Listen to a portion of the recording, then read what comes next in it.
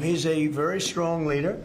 He comes from a very tough place, and he's a tough guy. I liked him. I get along with him. The new president of Syria.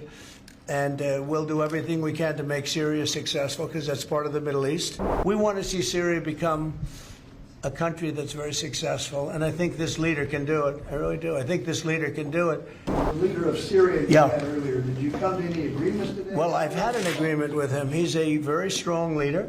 He comes from a very tough place, and he's a tough guy.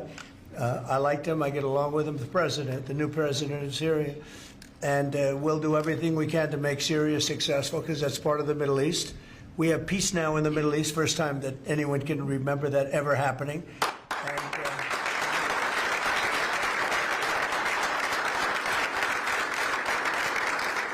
as you know, Syria is a very big part of the Middle East, very important part.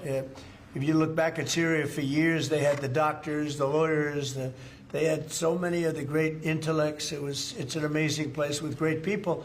And we want to see Syria be successful along with the rest of the Middle East. So I have confidence that he'll be able to do the job, absolutely. Can we expect an announcement on a pact between Syria and Israel, or an announcement on them joining the end to ISIS? Yeah, you can expect some announcements on Syria.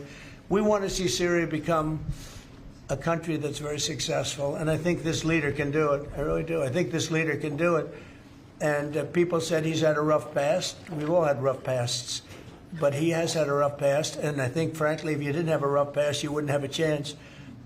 He gets along very well with Turkey, with President Erdogan, who's a great leader. Erdogan's a great leader, and very much in favor of what's happening in Syria. We have to make Syria work. Syria is a big part of the Middle East, and I will tell you, I think it is working, and really well. We're working also with Israel on, getting along with Syria, getting along with everybody. And that's working amazingly, as you know. In a meeting with the Syrian president earlier today, Marjorie Taylor Greene, who is a big ally of yours, said that she would rather see you focused on nonstop domestic policy meetings here at the White House instead of nonstop foreign policy meetings.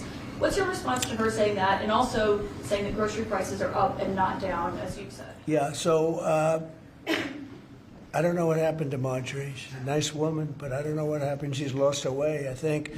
But I have to view the presidency as a worldwide situation, not locally. I mean, we could have a world that's on fire where wars come to our shores very easily if you had a bad president. We had a horrible president, and we ended up with Russia-Ukraine, and we ended up with other disasters, too. Don't forget, I put out 8 wars, 9 to come. I think I'll get the other one taken care of, but I put out 8 wars.